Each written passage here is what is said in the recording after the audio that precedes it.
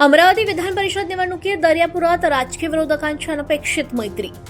अमरावती विधान परिषद निवडणुकीच्या मतदानादरम्यान दर्यापूर नगरपालिकेच्या राजकारणातील दोन कट्टर विरोधक एकाच ठिकाणी एकत्र आल्याचं चित्र पाहायला मिळाल्यानं राजकीय वर्तुळात चर्चांना उधाण आलंय। काँग्रेसचे माजी बांधकाम सभापती शिवाजी देशमुख आणि काँग्रेसचे तत्कालीन तालुका अध्यक्ष तथा विद्यमान शिवसेना शिंदे गट नेते सुधाकर पाटील भारसाखळे यांच्यातील मैत्रीपूर्ण संवादाचा व्हिडिओ आणि छायाचित्रे सोशल मीडियावर व्हायरल होतात। काही महिन्यांपूर्वी दर्यापूर नगरपालिकेतील राजकीय घडामोडींमुळे शिवाजी देशमुख आणि सुधाकर पाटील भारसाखळे यांच्यातील वाद चांगलाच गाजला होता।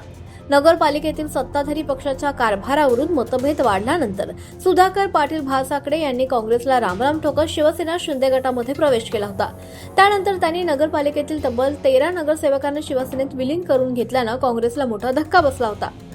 या राजकीय घडामोडीनंतर दर्यापूर नगरपालिकेत काँग्रेसचे अवघे 4 नगरसेवक उरले होते। त्यावेळी मी एकटा राहिलो तरी चालेल, पण काँग्रेस सोडणार नाही अशी ठाम भूमिका शिवाजी देशमुख यांनी घेतली होती। त्यामुळे देशमुख आणि भारसाखळे यांच्यातील राजकीय संघर्ष अधिक तीव्र झाल्याचे चित्र निर्माण झालं होतं। मात्र अमरावती विधान परिषद निवडणुकीच्या मतदानादरम्यान वेगळं चित्र पाहायला मिळालं। काँग्रेस नगरसेविका स्नेहा देशमुख यांच्यासह काँग्रेसचे इतर नगरसेवक मतदानासाठी उपस्थित असताना शिवाजी देशमुख आणि सुधाकर पाटील भारसाखळे यांच्यात मैत्रीपूर्ण वातावरण दिसून आलं। दोघेही एकत्र दिसल्यानं उपस्थितांमध्ये तसंच सोशल मीडियावर विविध चर्चांना उधाण आलंय। राजकीय मंचावर एकमेकांवर टीका करणारे नेते मतदानाच्या दिवशी एकत्र दिसल्यानं सर्वसामान्य नागरिकांकडून प्रश्न उपस्थित केले जात आहेत।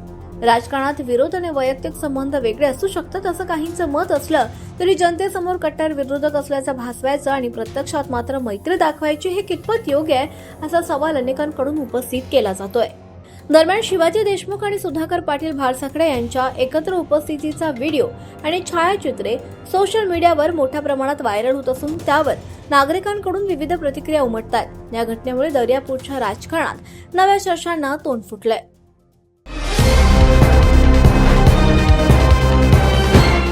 पाहत रहा फक्त जनविकास न्यूज, सत्य, संघर्ष आणि जनतेचा विश्वास।